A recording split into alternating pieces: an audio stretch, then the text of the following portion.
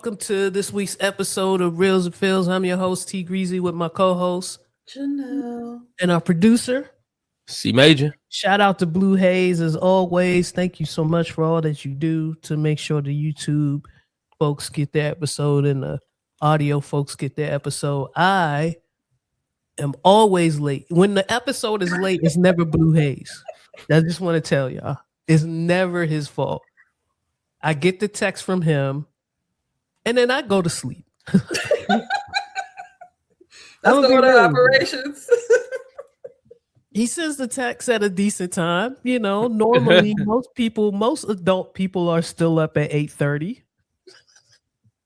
But me, I'm already in my bedroom, and I think about going back downstairs to address the shit, but then I don't. And then I wake up the next morning, it's go time. It's go to work, it's do this, it's do that. And then when I get home later that evening, then I'm like, oh shit, the episode. So it's never him, it's always me. So I'm the weak link on that front. But shout out to Blue Haze. I wanted to talk a little bit about this line dance class that Gerasmo and I are in. And just line dancing in general. Right. Okay. There's like this negative kind of connotation with line dances. And I know I've spoken about this in past episodes, but that's because the line dances didn't change that much. Back in the day. You had your big six, right? You had your big six, give or take a few from like, let me say the trail ride community has been around forever. It's just now you're seeing a lot more of those line dances and shit populating and bubble up to the front of the class.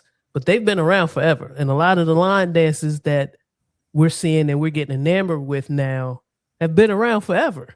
It's just this subculture is finally getting this time to shine. And if you're not familiar, if it hasn't crossed your feed yet, that's fine.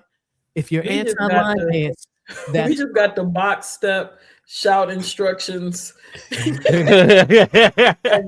that for 12 minutes version. Yeah, I see people saying, "Oh, that's so smooth" and all of that. Like you said, it's always been here, but it's been here. It's been here. But to start, I'm starting to dip my toe into different avenues of it, and it's one of those things that I'm so enamored with. I'm so intrigued by the whole community and the music and everything that goes along with it. It's speaking to my soul in a different way. And we touched on it a little bit at the end of the last episode about the culture. It's beyond the music and the shit. Like half the music, it's not even really my shit. It's just the culture around it, the people, the love, the pure joy and excitement. I'm envious of it. I want to be a part of it. It's something that I'm FOMO. I'm missing out. I want to be a part of a community that loves music and loves dance and gets and is able to express that freely. Like somewhere along the lines of this club shit, like me and you, Miss Janelle, we love that shit. I hate that the youth have lost the club. Yeah. My goodness, I don't know what I would have done in those 10 years where we were strong in the club. Yep. If I didn't have that, I couldn't imagine. If it was just all sections and we can get drunk anywhere. That club though, we tore the floor up, man. I don't know, man. Yeah, see, Major, you had a little bit of it. And honestly, you know, if you're not part of a regional sound, if your region doesn't have a subculture of music, then I really feel for you. Yeah, oh yeah. Yeah, not honest, because if it wasn't for go-go, I probably would have been to maybe 2-3 clubs in my adult years. Like, so especially in the DMV area, go-go got you into the club scene, at least for my generation, at all ages. So in your teens, so you was able to get in there, part, and like it's still to this day from the last one I've been to, it's still a party. Like we still gonna get in there.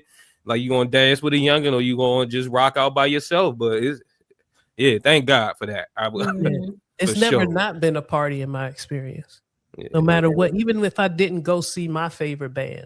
Exactly. I'm partying to the niggas that I probably go to school with that's up there. Like, Yeah, you know, and when we were coming up, everybody had their favorite band and it was a little bit of competition. It was playful, you know, but and then, you know, God forbid they all got together one night Holy smokes.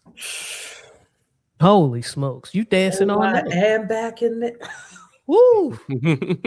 AY back, Northeast. Mumbo sauce. Yo. Old as fuck. Oh my God. I'm about to say, let me reaction, new impressions, XIB. Let me bring it up they was, for the young folks. ABM, if they was all on the lineup. Rare S. Oh, we went to the Essence. The Essence show by themselves. No.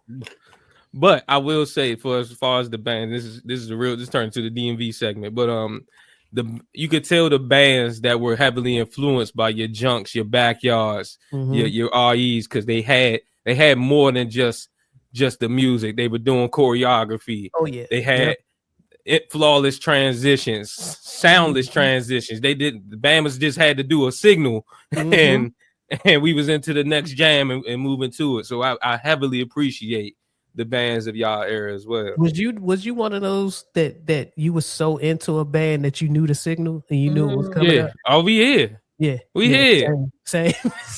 But if I saw the signal or if I heard him talk to the drummer a certain way. When my man, when TJ from New Impressions said, Sean, oh, that 08's about to get the rocking. Oh yeah, and I know what's going down. Yeah, I could hear. I got to the point where I could hear the keyboard switch. And when I heard the keyboard, it's like hit a note, and I was like, "Oh, shit, they about to hit! They about to hit!" Like you get sized, but yeah, that culture and that love and dancing and just that freedom really is what I see in the trail ride line dance community. So Gerard's, I've been staring at this flyer for about a week. There was a line dancing event happening not too far from the house. It was a crew I'd never seen before. We would be cold going into this event.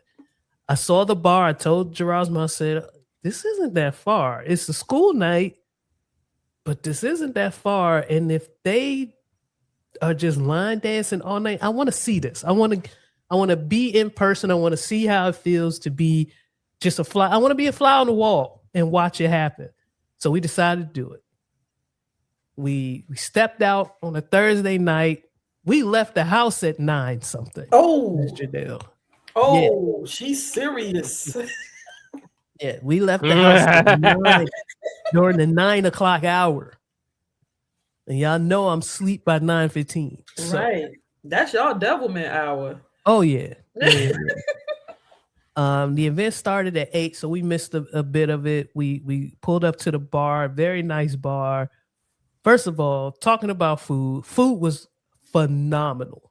We ordered just some wings. We didn't want to be we didn't want to sit up there and just take up space. So we ordered some wings.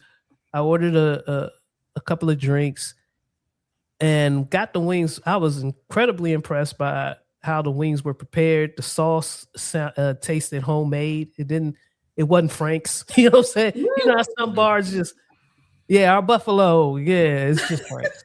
No, they made this shit and it was fire. So shout out to the chef or whoever was cooking in the back. They had a DJ going, who I assume is kind of tied into this club.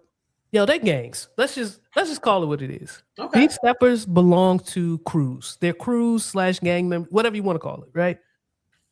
They wear identifying patches.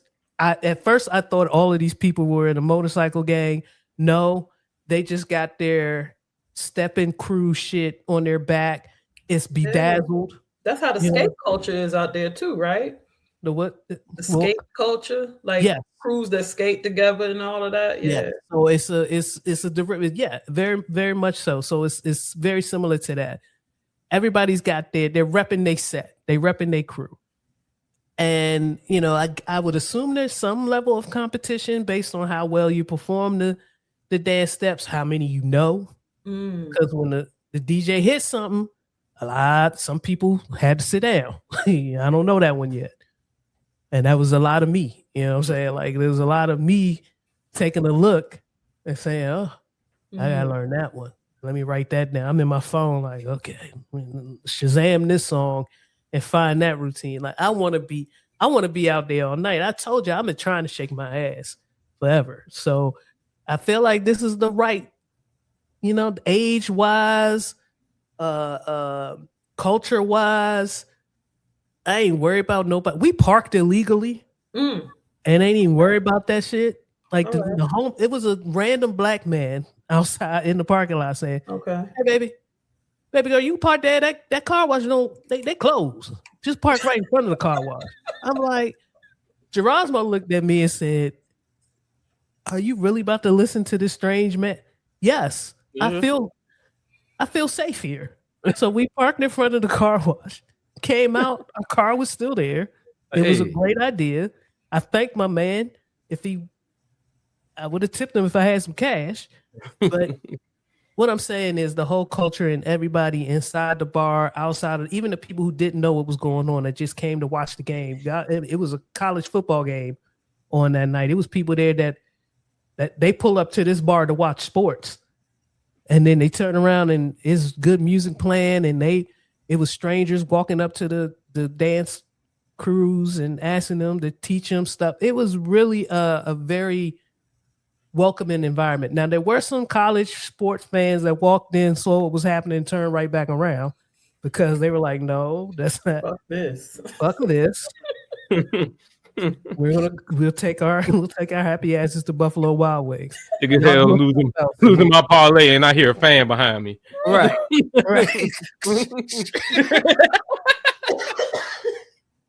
Hear that fan snapping, and you trying to figure out what my man said on the broadcast. No, you wasn't hearing none of the game.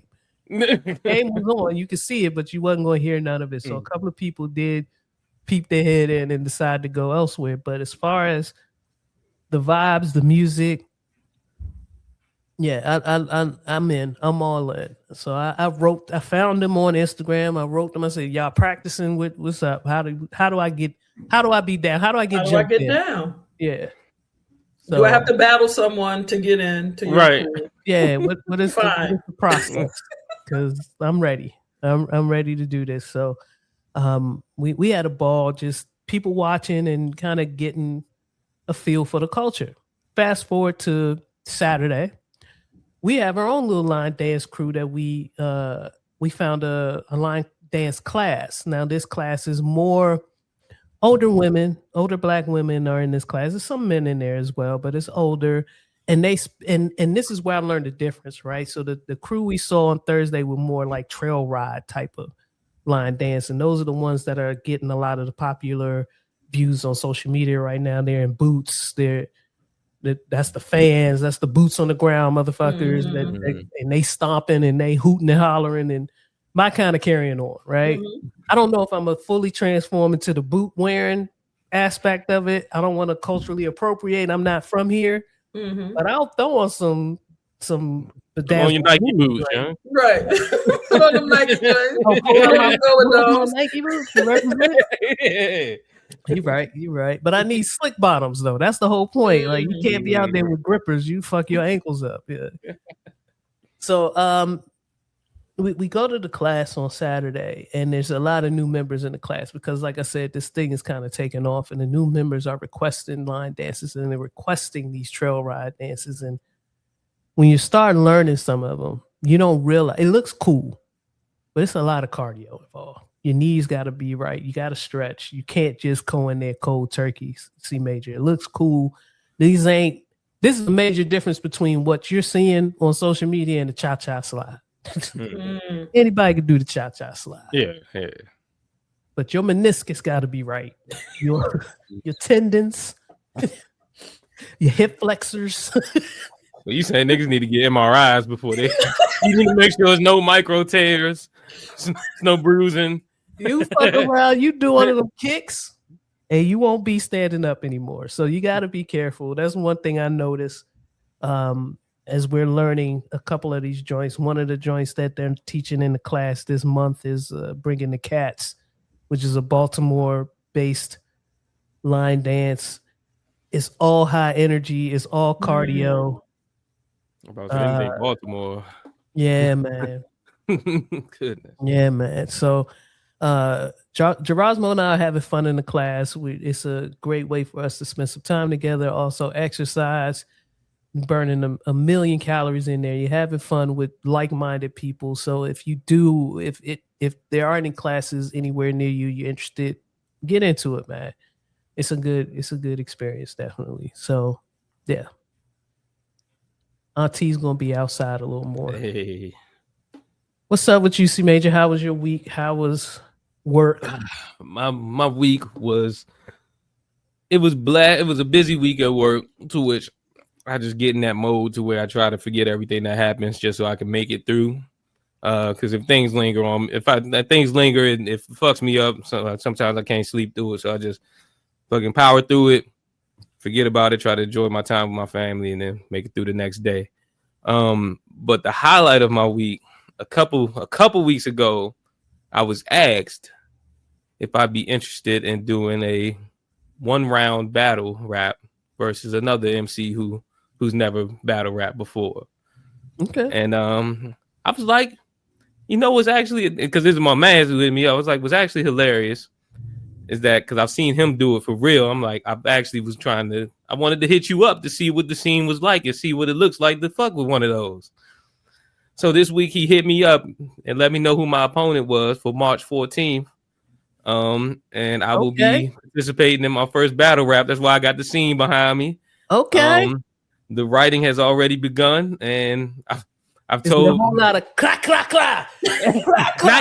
not yet, but as I told my friends too, I was like, bring your cadence down to this. Your man's like, I don't. Yeah. So I was telling my homies, right? I was like, one of y'all sell coke so far. Okay. And another one of y'all can box this nigga up. I don't know exactly how, but you can box this nigga up. So the stories have already begun. I got punchlines that I'm trying to figure out how to fit in there. Lisa's terrified. She thinks it's real. She's like, what did they talk about me? I'm like, they probably they don't even know she exists. And if he does, then I probably got something for him. My punch. My goal is the punchlines, whether personal or not, are going to be hard enough to win the battle. So okay. So that's what I'm going off of. But that's literally been the highlight of my week. I started the writing process. I'm excited with what I got thus far. And as soon as I get more details as far as venue, start time, and everything, I will definitely release that information. Slim, this does my heart. The only version of Major that I don't hate is. I mean, he's a father now. You don't like? Okay. It's two versions of Major that I don't hate. He's a husband. MC Major, and I don't hate Dad Major. I hate husband Major only because I saw the level of vows that Nikki had, and then he was like, yeah. It was like, yeah. Ditto. All of that shit that she said, and then I'm with that shit. But yeah, this right here, MC Major. Okay, all right, and I'm fresh off the audio clip from last week. Hey, okay. Yeah. C Major let us hear something nice. Oof. Can't be mad at it. I like that, C Major. I like that. That's good shit. Please, soon as you get the details, let me know, man. Mm-hmm. Let me know. I might try to. You're gonna be in the DMV a lot, man. So much before the end of July. I already got 4 trips planned. Yeah, damn. Yeah. Yeah. It's crazy. This is all pre fucking Labor Day, man. But that's what happens when your friends, your family are up there, and important events that you want to be a part of. That's what you do, man. You show up. So that's what I'm gonna do. Mrs. Janelle, how was your week? My week was good. Locked in some extra stuff for the wedding. Okay. Date solidified, venue locked in. Mm-hmm. Everything is everything. Just hoping the homie don't change his mind before. But see, my thing is this: if the homie changes mind, wait a minute, that man just wait a minute. You sent a picture of a spatchcock chicken on a Saturday night. Yes, come on, that nigga broke a chicken back on a Saturday night for you. That nigga ain't what? That's when I fucking knew. I was like, I ain't going nowhere. Got these fucking kitchen shears cutting out a fucking backbone. Like, what the fuck am I? Look at me. And you happy to do it? In that show, smiling, looking like the Wayans Brothers intro. Like, hey man. Sometimes, because I've discussed on this show how I do absolutely nothing. I bring nothing of value to the situation. So I like to keep it a stack with myself that perhaps he might one day say, you know what? No, you know what you bring to the situation. Hey man. We ain't gonna talk about it because we friends and that's weird, you know what I'm saying? But we know. So that is moving forward. My goodness, my planner is so supreme. She's elite. So glad. I hope that you all have, I don't know, who's in line for potentially dealing with your jam, but if she's a contender, she's the only contender right now. Okay, so talking about making this sweet, yo. It's her or me. Okay. Because I said, man, I said, you're already booked for my 50th because the way I just got to show up and nod my head yes or say no, and then she got the whole machine moving. So everything is locked in. The date, because we're not doing save the dates and all of that. Mm-hmm. The date is July 3rd. Oh shit. And it's in motion, baby. It's gonna be lit. And I'm asking her what's the most respectful way to put on the invitation that everybody need to bless the dance floor. And she said she gonna figure that out because that's the price of admission to the jam. Like you can't be in my party if you're not trying to touch the dance floor at least one time with me. So that was lovely. Work is cool. I'm getting in my bag. Like the thing about me is I really enjoy what I do. Like I said, I think I mentioned before, if I ever got rich outside of having to earn income, I might still do payroll because it allows you to advocate for employees in a way that HR doesn't. On the side that really matters to them. Mm-hmm. And my thing was, I'm dealing with a new system, and every other system that I've touched, I can make it dance. I can make it do what it do. So I'm getting more into my mode with this new system. So I'm enjoying work, and I feel like my 90-day review is gonna go well because I'm getting in my bag. So I dig that. This week I chopped it up, with the homie. We are excited about our trip to come and kick it with you. We're excited about the show. Mm-hmm. And so what we tend to do in those times is when we're in a certain mode, we'll listen to that music. So I got an assignment for y'all. Okay. The show that we're going to is going to be N.E., Boys to Men, Tony Braxton, and number one, all of them are in my normal rotation. You ain't have to do anything. I don't have to do anything different. No, I do. But something I need the listeners to do for me. If you've listened to Boys to Men, because there was a time in the 90s where their music was ubiquitous and you could get sick of them and kind of lose sight of the talent that is Boys to Men. Mm-hmm. And when you listen to Boys to Men enough, Nate's voice. You could pick out when Sean comes in. Mm-hmm. You could pick out Juan. Because they're the type of technicians that their harmony, while it blends well, you can pick them out. And Mike was removed from the group rather unceremoniously, but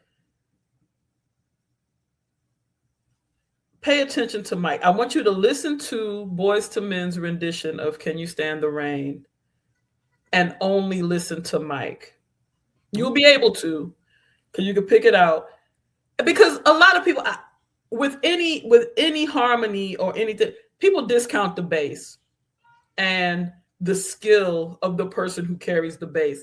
And especially with Boyz II Men, you might have been like, Mike just a nigga to come in and be like, hey, baby. You know what I mean? And talk his shit. But he was so much more. And his technique, his control, his tone is perfection. So if you listen to Can You Stand the Rain and only listen to Mike from the top of the song to the end, I think you will have a renewed, if you already had respect for Mike and what he did, or a newfound respect for what they lost when Mike was no longer a part of the group. Because that right there, it put me in a chokehold. Like I was listening to all of them, you know, going through. And then Can You Stand the Rain came on, and then I had to put it on repeat. Because I love Sean on that song. Yes. And then I said, wait a minute, hold on. I really love Mike on this song. So my quick assignment to dip y'all back, to put y'all in a capsule and shoot you back in time, is to listen to Can You Stand the Rain by Boyz II Men and listen only, isolate Mike. It sounds phenomenal. What I will say, growing up with Clarence Neal Sr. in the household, we could not avoid the bass. That was where he was gonna come in. If never rode around in the van with Pops, and the song that he fucked with was on, you was going to understand the bass, what was going on in the bass in the background. So. Yeah. Even when there was no bass. He was going to create the bass. He was going to create shit. Didn't matter if it was Boyz II Men, Can You Stand the Rain, or Lauryn Hill X Factor. That nigga was going to hit the bass. He was going to put the bass in there. Beyonce, Me, Myself, and I. Yeah. He put the bass in that joint. Floetry, what is that? What song was that? We was on our way to Wichita one time, and he was singing the bass and Floetry, and I was thinking to myself, Marsha don't get this low. Never. What is that joint? Was it Say Yes? No, it was Butterflies. It wasn't Butterfly. It was deeper than that. But I'm afraid. Don't be. Oh yeah. It's getting late. Yeah. Yo, he hit the fuck out of that joint. Pops hit the fuck out of Getting Late. You couldn't tell him shit about that bass that wasn't there. Nowhere near present. No. That's dope. Miss Janelle, you got a touchy subject for us? I do, man. Yes. I'm sorry. You go and say the question. You real zealous with this, B. But you're gonna have to get into the breakdown for me. Mm-hmm. All right. The touchy subject, is it ever okay to lie? Why or why not? I think we might have an idea of where Major stands on this. Go ahead, Major. I'll let you go. Yes. Because I say yes. And I say, and of course it's circumstantial. And it may be something very, very small too. But if you know the person that may be asking the question, i.e. your partner, and if you know the way that their mind works, the truth to a certain question, which may be harmless in the grand scheme of things, may then lead them down a spiral where more questions and even some slight animosity may start to arise. So there's certain things you just gotta take to the grave, baby. And you know they ain't gonna hurt them. They be all right. It was 98 when it happened. You know what I'm saying? Like it was 98 when it happened. It's crazy. Yo, what was 6-year-old Major doing that could impact his relationship? And he can't talk to his almost 34-year-old white woman. I love how you reached for 98 was a great year, teenager. So this is what I've been told. It was already trash. Oh man. I'm gonna answer this slightly differently. My memory is bad, so there's certain things that I forget to tell my partner, my wife. Oh, omission is not lying. Okay, I'll leave that to you and your wife to argue. I'm gonna say it's been a problem in our house in the past, but now she's fully aware of how bad my memory is, so it's not a big of a situation. You know what I'm saying? And I am actively trying to get better at not leaving out certain details. You know what I'm saying? Like I'm the type, I'll come down the steps and be like, yeah, such and such be here in like 2 minutes. And she'll be like, who, what, when, what? Yeah. So can't do that, right? So I've gotten better on that front. As far as like blatantly like lying, like in the general sense, like the true definition of lying, I've never been a fan of it. Partially because I've never been good at it. Because you need a good memory to be a good liar. That's real shit. You need a good memory. And I don't have a memory for that. I'm not trying to set myself up for being in trouble constantly and all of that stuff. If I'm going out to if I need to go have dinner by myself or go listen to some music by myself, I just ask. I just say, hey, is it okay if I hit this bar and just chill by myself for a minute? Like, that's the type of stuff that I think some people would use to lie about their whereabouts and shit like that. Oh yeah, nah.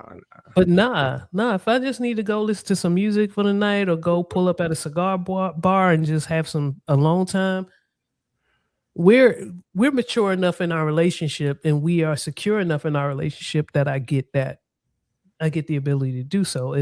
If I was there and let's say you just wanted to pull up and watch a game, I don't have to come up with an elaborate excuse to do that. Like, just I'm going to watch the game with my cousins and my brother or whatever the case may be. So I'm just I'm not a fan of it because frankly, I'm not good at it. And like you said, I don't have the memory for it. So no, and it's just too much work. It's too much work, so it's never okay. And then I don't want to be lied to. That's the part.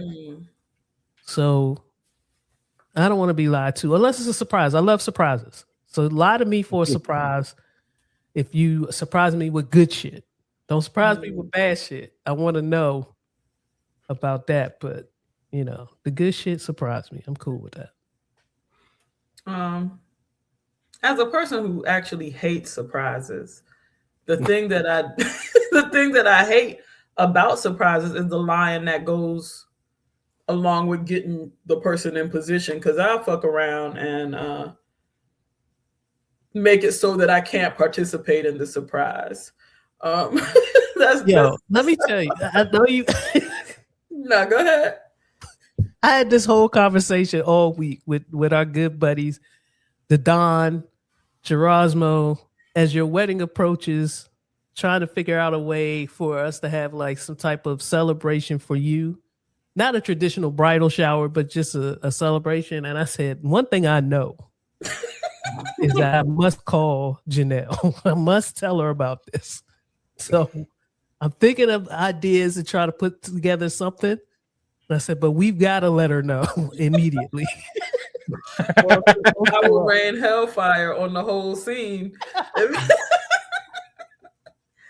But in thinking about this question, it actually came about from a conversation that I had with little one, with the homie's youngest child. And I thought about the betrayal I felt as a child having been lied to by adults. And not my mom, but my mom was a keep it 100 artist, and I think that's probably why I'm very black and white about certain things.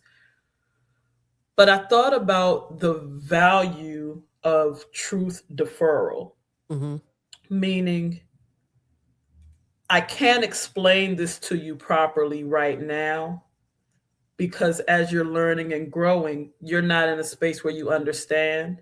But I promise you, I'll explain why this is the way it is later, rather than give you some hocus pocus bullshit like, yeah, the fairy or the genie gonna come and do whatever, and that's why it is how it is. You know what I mean? I think some of the things that people think are harmless that they might lie to their kids about becomes betrayal to them as they get older and realize the truth. And it wasn't like a hard hitting situation, but that he asked me about. But I found myself at a crossroads. I could say some hocus pocus bullshit and keep it pushing for the day, or I could tell him something real, understanding that his brain at the level that it's at doesn't understand the ins and outs of it. But I promise you, I'll make you understand later. And, as a child who doesn't have much control of his world, I always want to give an answer. I think that's only fair. But I was like, it would be easy to get away with a lie in this moment. I won't. I will defer to a later truth that is more complete and more cohesive for him. Me breaking down the truth for him about the situation that we about to be in, like what it means for me and his dad to be married, doesn't make sense to him right now. Right. He's just like y'all already like what's gonna be different? I'll break that down for you a little later though, about what it means. So I said that to say, to me, lying is like the coward's way out. And sometimes lying is the easy thing to do. I don't think it's ever the right thing to do. There's always a way to maintain honesty and integrity and keep the conversation going. And like to your point, Major, like sometimes, like I said, it's not because omission for a lot of people is like, if your intent is to be deceptive with the omission, yeah. But I do understand that sometimes you can defer the truth, even still, in adulthood, and especially in relationships, because it's like sometimes it could be you trying to set me up, trying to set me up for a different discussion, or I understand, because when you know your person, you understand moods that they're in, or if they're sitting in some of their insecurities, or they're, something like that. And in that moment, you don't say everything, but later you can say, while you're not on that mode anymore, I can be honest with you. Back in '98, shit was wild. About 98. Yeah. But I always think, especially in relational spaces like family, spouses, boyfriend, girlfriend, even friend groups, I've not ever been in a situation where, even if it got hot while the truth was being spoken, I've never been in a situation where the truth hasn't brought us closer. And so I always think that the juice is worth the squeeze in those situations where you have to be honest, even when it isn't the greatest piece. Just yesterday, I'm talking to Greece, and in your life, your friends know you from a different angle. And when we were just talking about the breakdown of like the logistics of that party, and she's like, how you be, and there's some aspects of my personality, when I hear about them, it's not the greatest, but it's very real. It's very necessary. It's very necessary that I understand how I am viewed from the outside. And it makes for a better outcome for everything, you know? So yeah, I think that the truth, even if it has to be parsed out differently or over time, is always better than lying. Yeah, I agree. I agree. And I'm sorry if it struck a nerve yesterday, but because it's real. It was just wild to me that, you know, me and my mom had the same conversation. Like, y'all know that I'm looking at this situation crazy. My mom knows I'm looking at this. She was like, baby girl, I just need you to. And I was like, okay. Yeah. It's gonna be good. Everything's gonna be okay. But you're not the only person that has that, you know, that thing about them. Like, yeah. I am friends with people who don't believe in themselves. And in certain instances, I'm not going to say in general because you're very confident in other ways, but there's certain. Yeah. I mean, we all have our insecurities about things, is what I meant to say. That's the better way to say it. Yeah, but yeah. It's a wild disconnect for me too, because you know me, in 98.7% of my life, I think I'm the shit. You really, like, people really can't tell me anything. And that one box from the time that we met, shit, you having a sweet 16? No, I ain't having no 16th birthday party. Ain't nobody coming to that shit. I don't give a fuck about that shit. You know what I mean? So I'm sitting here, Major. I'm sitting here on the phone with Grease last night talking about, man, if don't nobody come, I'm gonna be cool because I'm gonna just. and she's sitting there like, Jay, why the fuck wouldn't anybody come? Like, yo, niggas fuck with you. And that's weird to me. I'm so busy fucking with me. I'm like, why would other people fuck with me? That's weird. Yeah, it's and like I said, our entire crew has that issue for some fucking reason. Yeah, I mean, even I'm the only person I think that doesn't have that issue. I've never gotten that from you. Nah. Thank you. I was thinking that, and I wanted to hear if that was accurate. Like, I'm throwing a party this year, and I fully expect that. I fully expect that shit to look like the club. I fully expect motherfuckers to be outside trying to get in. That's my expectation. Yeah. Major, I'm explaining to Grease. I mean, if it's 6 of us, we got the whole bar. We got a full.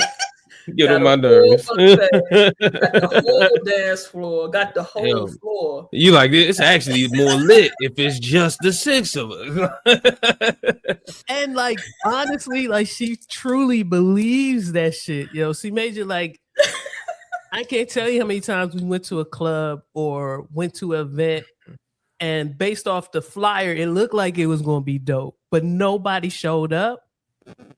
And we were perfectly fine because the DJ was hitting, the drinks was hitting, and it's 12 of us on the dance floor, and we were perfectly. It was the best party of our lives. Now the promoter ain't make no money. The club is mad. The bartenders are mad. Y'all lit. 12 of us is lit. Yeah. It's you're gonna be fine. Everything's going to be fine. Let's get into some Jai news here. TK Carter, the thing, the way back actor, Space Jam. If you're not familiar, comedian. That's how I was originally introduced to TK as a comedian. Has passed away at the age of 69. These numbers, I don't like them. I don't like them either, man. 69 is very, like, we, you know, every year we get closer to some of these numbers. It's scary. Carter was known for also appearing in many TV shows, including Punky Brewster, Just Our Luck, and Police. What is that? What was that last one? Police Woman. Thomas Kent Carter, an actor best known for his role in John Carpenter's 1982 horror classic The Thing, has died, as publicist Tony Friedman confirmed to The Hollywood Reporter. He was 69. Carter was found dead Friday in his home. No foul play is suspected. Cause of death has not yet been revealed. And if you Google him, you probably recognize his face from a few movies and a few shows. C Major, I'm not sure. He was always, remember when we were talking about with Clarence, we were talking about that nigga, like we had those actors that were like, damn, that nigga. Yes, he was one of those. That nigga. When the article came up on my feed, it's the headline first, and then they showed his picture. Yes, I'm like, oh, and every time I see him, I'm like, oh, that's him. Yeah, that's that nigga. That's that nigga. That's that nigga. Not on some negative shit, but you have these actors who may not be in lead roles all the time, but they're working. The body of work is deep, and you will know him. Like, for anybody who Googles him off of us talking about this, you'll know it instantly when you see him. Yeah, absolutely. So rest in peace to him, and thoughts and prayers to his family and friends. Federal judge dismisses Salt-N-Pepa's lawsuit over master recordings. I've read this. This flew across my timeline, and I thought there was a rule for artists to be able to reclaim their masters or get their masters after a certain period of time. Like, the labels couldn't own them in perpetuity, is what I need to look that rule up. But the thing is, they have no ownership of any of the masters. They signed no papers. Is what level of ownership of because, like, how can we return it to you if you never had any ownership stake in your master? They signed a very bad deal, is what it looks like and what it sounds like. And this is heartbreaking as a fan of Salt-N-Pepa and all of those early hip hop acts, because now my brain is like, how many other legendary rappers signed similar paperwork and will never reap the benefits of their art and their work? When you think about how often some of their music is played to this day, you might see a commercial with "Push It" in it. They're not seeing any money from that. You can't will it to your children. You can't put it in the like. It can't hold value for you or anybody that you love, and that's crazy. Yeah, and you're talking about people who have been inducted into the Rock and Roll Hall of Fame. I mean, I watch that ceremony every year. It's becoming, because they are now entering into my youth, the artists and musicians, of my youth, and I look at them. I look at what condition they going up in accepting these awards. And it's not the best. It's not the best. You know, some people are able to mask it. Maybe some people are able to get the budget together to make that make that night look special for them, you know. But that's not always the case. Some of those old rockers, some of those old blues players, some of them old R&B acts, they go get suit, they go get outfit, you know what I'm saying? And they go up there and get their awards and go home. Some people don't even show up because the business has treated them so poorly. So it's interesting to me, and this is one of those stories that's sad. I know other artists of our youth are fighting battles to try to get their masters back and try to regain ownership of some of the songs that were classics during the height of their careers. I know Black Sheep is currently in a battle with DSPs over income owed to them, because those artists that were signed to deals prior to DSPs didn't have any clauses in their contracts for how that revenue is supposed to be shared out. This is new tech. You ain't come back and revisit and re-up my contract, so we need to negotiate how we getting paid from these DSPs. I'm not taking these pennies on the dollar that y'all handing out. So these are news stories that I'm staying close, you know, keeping an eye on and making sure that, not making sure, but keeping an eye on how they turn out, because these are the artists that we grew up with, and a lot of these artists aren't getting paid appropriately. And these are the artists that I want to see when they decide to go on tour, whether it's by need or just love of their craft. I want to contribute. I want to invest in them, you know, and and try to help in some way, shape, or form, and also enjoy the art, you know.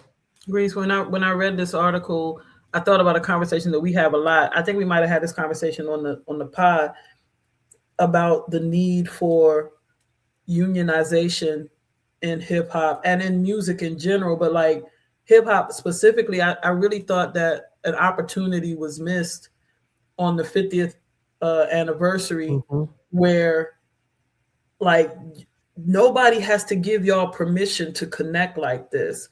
And we have enough MCs. If you have a mind, a family mindset, when you think about hip hop and the culture of it, where there's enough capital in the game that the artists and the producers and whoever you want to include in that mix, y'all can form a union. Y'all can fund something where y'all take care of each other. Like even if y'all leave everybody in the industry out of it and just focus on hip hop, like y'all are connected to the dancers that was in y'all videos and on stage with y'all. Y'all was connected, like all of y'all did a Fresh Fest or any radio station's summer jam or anything like that. Y'all, Jingle Ball. Y'all talk to each other. Y'all can get together. If y'all have an East Coast division, a West Coast division, a South division, anything. Like when we was talking about Gip the other day and him saying that we're gatekeeping hip hop in this way, like y'all come together. Like to me, if I'm a multi-millionaire knocking on Billion's door, like if I know I have the kind of money that I can't lose, I can start a fund. You can start something that's gonna bear interest and say, hey, this is our trust. This is the hip hop trust. And when you need it, because I thought about watching Eddie Murphy's documentary and how he was talking about burying people in the game that he loved or he borrowed from or helped shape. What and to hear him say like, oh, I had to bury Red. He ain't had no paper. Like I can't picture. And his way of giving too was like, I'm gonna put all of these legends in my movie. I'm gonna make sure these legends get credits on my shit. I'm gonna like we can do that. I say we just because hip hop culture is what I'm steeped in, is what I grew up in. But like the people in the game, there is enough capital. Take care of each other before we saying, oh man, yeah, I had to bury so it's DJ so and so. I had to bury this MC. I had to bury this legend that I fashioned myself after. Like we in an era where you looking at podcasts and shit. I saw a joint where Redman and Black Thought was talking. And Redman is older than Black Thought, talking about how you made me become a better lyricist. So the reverence is there, the love is there, the opportunity for connection is here in a way that it wasn't in the 80s and the 90s. You know what I mean? Like right now, we can reach out and touch each other. We can be on each other's shows or podcasts or whatever. Take care of each other. You know what I mean? Like it's such a strong opportunity for that. And then we can, as a team, legally advocate for masters and do things, you know what I mean? Or sustain you until you get your money right. Like that's not a concept that is impossible. You know what I mean? It to me, it's too much money in the game. I wouldn't feel right knowing it was MCs. Like when Black Rob went on to glory because he could not get treatment, like that don't sit right with me. I couldn't be Puff in that situation. I couldn't wrap my mind around Puff looking at a person. I don't even care if y'all left on bad terms. I have the means to make sure you're all right. It shouldn't even be a question.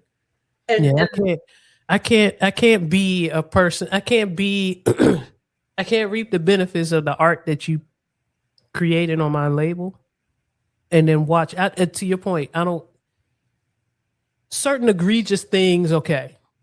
There's certain things that you can't come back from, right? Outside of that, though, you need treatment. You need to it's certain. Go to dialysis. I got you. Go get your medication. I got you. Whatever the case may be, we don't have to be on the best terms for me to have compassion for you. It's people right now that I don't fuck with, but if they were to have a need that I can help or at least manage, help, get you the information you need, or even if it's something that I can financially support, I will do that because I'm not hateful in that way.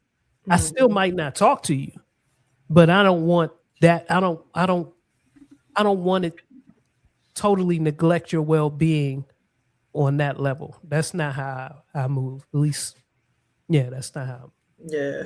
And I'm not saying that like, Jay-Z a billionaire, he need to fund this. But nah, it's like when you think about unions and how they do, it's like, everybody contribute, but also if we have to shut this shit down until we get this justice, we got a safety net for you. Yep. You know what I mean? Just that's something that I think that the hip hop community is missing the mark on right now. And There's been a lot of old elder statesmen in the community have talked about it. A lot of current artists have talked about it. I know Vince Staples has talked about it extensively. Why it would work, why it wouldn't work, who needs to it. I think the conversations are happening. Wow, see, maybe hey yo.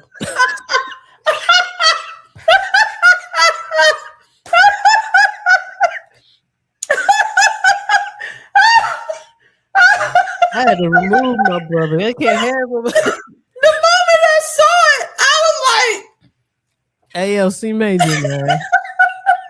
You got to step out of the camera view. Your green screen betrayed you. Fuck you up. We ain't gonna hold you. I was on the whole other side of the room. This camera got amazing depth. Huh? Yeah, it focused on that shit. What the fuck this nigga think he going? I'm sorry. There's nothing I could do. There's nothing I could do to stop that. Sorry. Oh man. Oh, snap. Yeah. What were we talking? Never mind. Never mind. Fuck all that. What we was talking about. Oh man, hip hop. Take care of everybody. Take care of yourself. While we get ourselves together, C Major, I did it again. I fell asleep on the game thinking it was over last night. I wake up this morning. Chicago won. What the fuck? I did the same shit. I did pick them to win. However, once I saw that they were down by fucking 20 something, I was like, fuck this. Oh, this is terrible. Yeah. Yeah. And then I wake up to catch the last 40 seconds, and I'm like, oh. I told Geronimo, I said we missed a bomb ass game. I fell asleep. We were watching it. I was watching it downstairs at first, and then we went upstairs, and I decided to turn on some terrible show on Netflix, which further rocked me to sleep. When I should have just put the game on and let it play out. Because when the stakes are on the line, I could get Gerasmo involved, and she hates it. She secretly hates it, but she gets all in. Like she gets excited. And if they're scoring back and forth and the team is coming back, she'll get into it, And then at the end of the game, she's like, why did you turn this on? I hate it. And I'm like, no, you actually love it. And you get excited and you're picking the team and you're rooting for them, You ever give her some of the background? Yeah, this player was homeless and then made it from nothing, and that's what I do with her emotions. If she doesn't already have a connection to a team, I'll feed her the backstory. A couple, like she knows everything there is to know about Phillip Rivers. That was he was always my like. If San Diego made it to the playoffs, he was always the one I rooted for. I low-key still got that connection with the Chargers. Yeah, they're never gonna win, but I would always root for. I was like, man, my man got 10 kids. You think about the kids. This nigga need it. He don't want to go home just yet. Just keep going, you know. But no, she already has a connection to Caleb. Him, with Caleb being a DMV native, she knows his family and already has that connection. So it wasn't. I didn't even have to give her more information. She was already locked in emotionally. I just should have put the game on. But boy, I woke up this morning and I said, "Wait a minute, okay, that's a game we should have watched." An amazing start to NFL wildcard weekend. The first game, the Rams and Panthers. I told Bama's, I was like, don't sleep on the Panthers. Please do not. Yeah, that was. Don't sleep on. They literally been in every game, just about every game this season. And my parlay hit literally on Matt Stafford's last touchdown pass. Wow. So we going back at it again, baby. We back at it again. Yeah, I've stepped away a little bit from the gambling aspect. Maybe that's why I'm not watching the games as closely because I don't have nothing on it. But yeah, I saw that one was coming down to whoever had the ball last. And, North Carolina, that would have been amazing for Charlotte. That would have been amazing for Carolina. Yes, if they pull that out, because I know what that stadium can do. I know what that city is about, and they're kind of in the same position, kind of like us. They're on the verge, and a lot of their fans have stepped away, and they're kind of waiting for that turn. Yep. They're waiting to root for their team again. They're waiting for some positive, and hopefully this gives them enough excitement going into next season, you know. And I'm always rooting for the quarterback that's black, so I'm happy to see Bryce Young look good throughout the season and go through the play. He looked good throughout that game. Jordan, I got no complaints on him. Jordan Love looked great. Yep, Caleb looked good. Yeah. I think we're gonna see. Remember last week I was like, I don't know about this playoffs and okay, I see you, NFL. You said challenge accepted. I see. So I will be paying attention a little closer and trying to keep up with what's going on in the college game. Ole Miss didn't. Oh my goodness, that game! I fell asleep on that game, and I caught the last 2 minutes, and that was probably the best last 2 minutes of any collegiate game I've ever seen in my life. Yeah, that was amazing. Now, mind you, I'm sitting there, I'm in the bar, and I'm watching the steppers do their thing, but at a certain point, we all had to pause because the game was getting real. Come on, yes, it literally came down to the last few seconds. Yeah, absolutely. So all of us, I think my man put on some slow jams, and we was all watching the screens. So college football is getting to it. College basketball is heating up. NBA is heating up. I saw a lot of highlights from your team, C Major. I'm trying to hold back. I'm reeling it in. I'm reeling it in. It is a lot. KD's looking like he's looking like he might pull a LeBron. I'm not sure when this nigga might stop playing basketball. Slim. He's looking good. Yeah. He's not bathing, but he can play the hell out of some basketball. So I'm supporting him as long as he got number 7 on the Houston Rockets jersey. Another breaking news since our last episode in the NBA front, and this is not, this is just high level shit. I'm not in the weeds with this, but Trae Young trade from Atlanta to the Wizards. I need to go to they're coming here. The Wizards are coming here next month. I need to go to that game. I need to be here for when he comes back. I need that. So I'm looking at tickets now. Me and Roppy, he don't know just yet. He hasn't responded. You know how somebody be like, yeah, whatever you want to do. I'm like, yeah, we gotta get floor seats. Like, I'm trying to go sit on the floor. I'm trying to at least do that at least once in my life. Come on, Robbie. He's like, oh, no problem. Let's do it. And I know he ain't paying no bills. He live with me. You know what I'm saying? So he right. He got it. The money is there. He got money. So I sent them to show them what the price is hitting on. Crickets. Wait a minute. Then I find out from Gerasmo, he's stepping out with her. They go shopping. He paying for everything. I was like, wait a minute, that's interesting. Let me check my text. Did he read it? Did he see it? Because she's telling me, oh yeah, he paid for this. And I said, wait a minute, let me. So yeah, it looks red. Left me on red. God damn. So I'm gonna have to hit him. I'm gonna have to go knock on his door and find out. Hey man, I sent you something. Hey, I'm sorry. Can I just divert the convo for a second, real quick? Sure.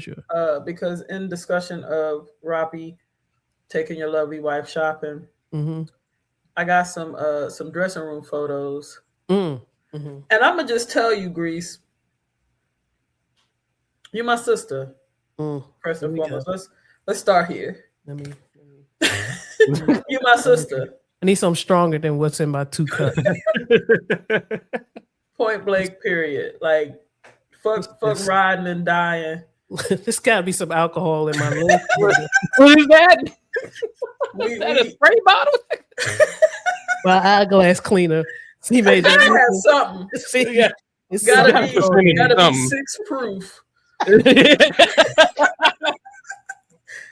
I'ma just say, our wife has always been top tier. You know, always a baddie. The journey that she's on, my God, on today. Hold on just a second. Go ahead, spray it in your eyes, sis. Go ahead. You hear what's going on?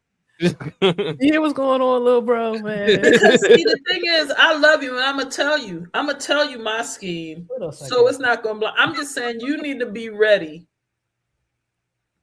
See, Major, do you know of a way to get the squeeze the? You live in a state where you can carry, because the thing about it is, people are not going to be as diplomatic as me. That's what this is. People are. It's gonna be full press.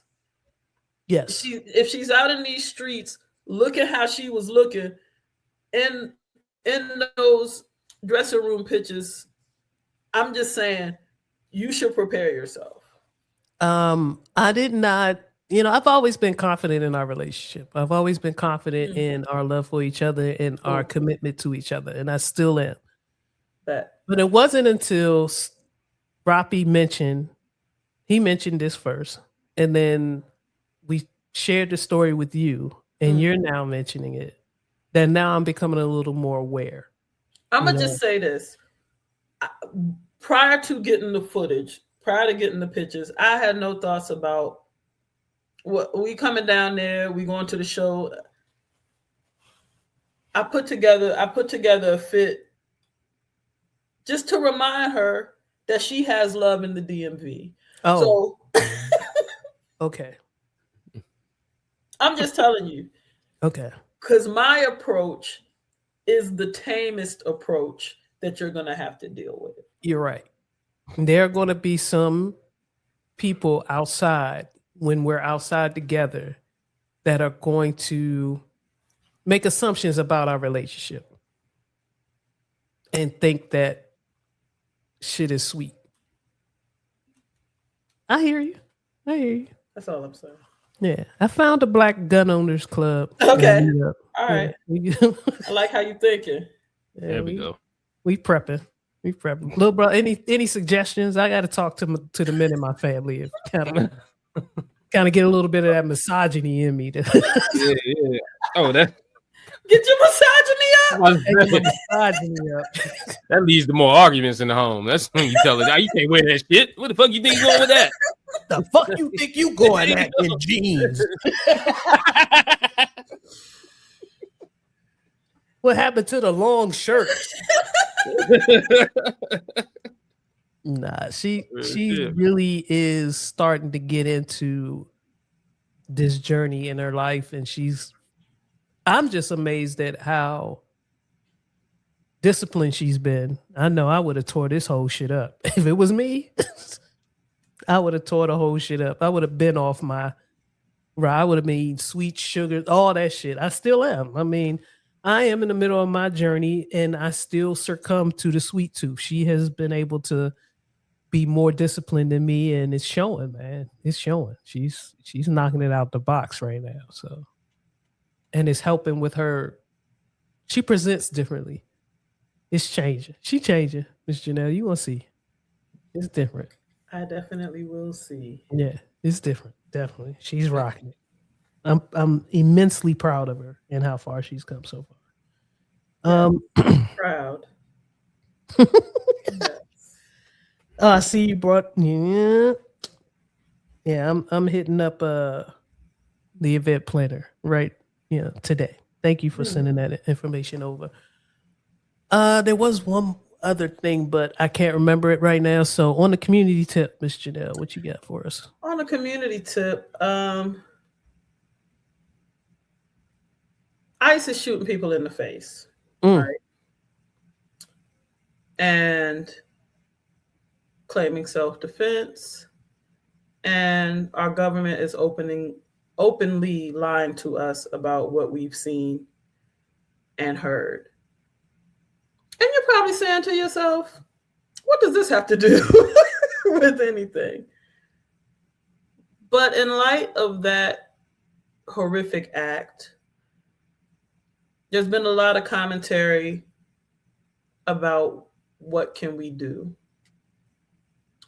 And things are varying between taking care of our neighborhoods, if we're armed, making sure that we're watching out for ICE, protecting ourselves in a legal way, all the way down to making sure we vote in the midterms and people reminding folks that this is going to happen on the state level. Fuck what Trump is talking about. All of this can happen. But we've also seen the problem when uninformed people vote.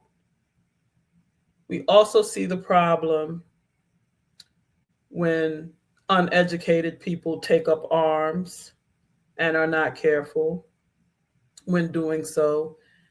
And I've spoken a lot of times about how this is all connected.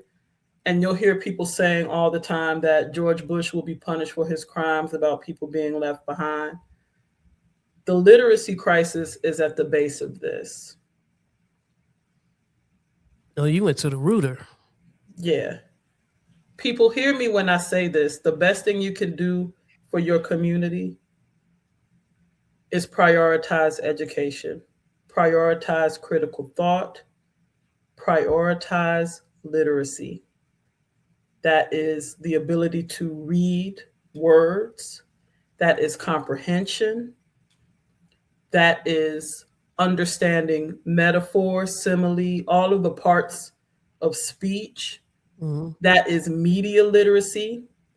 That is being able to differentiate when you're seeing AI from actuals. All of this matters. Why? Why does literacy matter? Because literacy feeds the imagination. A crisis of imagination, not understanding what things can be, makes you say, this is how it is, and this is where we're stuck. This is why you need to read. This is why you need to write. And I'm not saying type. I'm saying write, because it puts information into your brain in a different way. And that keeps the brain active, and that feeds your ability to think critically. Now is the time where we need to think critically. We need to have imagination, and then we act. We have to know what we're going towards. If you're saying to yourself, Jay, I'm not the smartest. The thing about the brain is it can be shifted. Read a few pages every day. Journal. Reflect on your day. Write things down. Feed your brain. Get it tuned up to think critically. Every distraction that they throw in front of us is to dull the mind. Stupid people are easy to control. That's why George Bush did what he did. That's why there's an attack on the Department of Education. That's why they're trying to gut and kill your children's public schools, because what they understand in this class warfare, what the elites understand, is the currency is those who know and those who don't. The best thing you can do for your community is become a person who knows. so that when we're seeing open tyranny, not only can we come up with a plan, execute a plan, we can imagine a plan that is outside of what we're dealing with right now. Because the most dangerous thing that I'm seeing online is people saying, we're here now, ain't nothing we can do.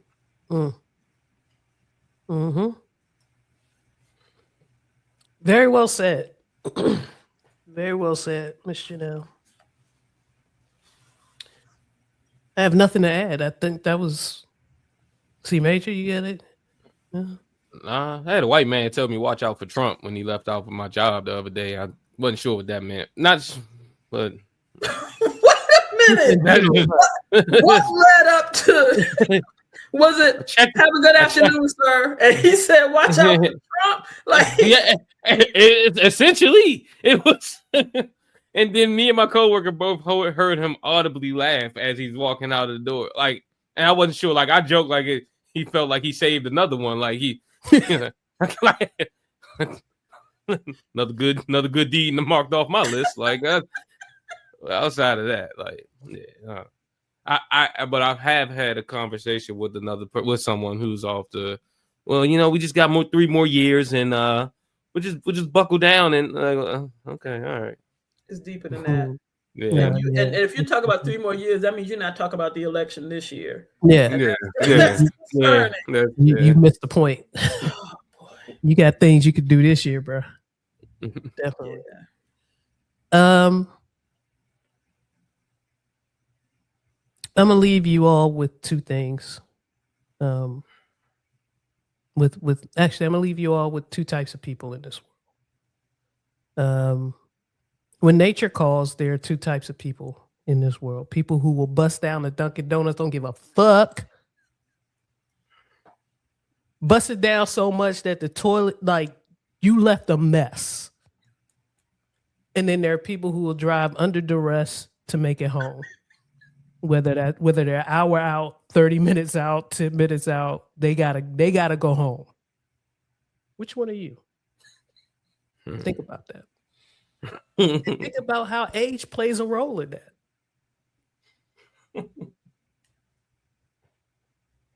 That's all I got. Y'all have a good one. See you next time.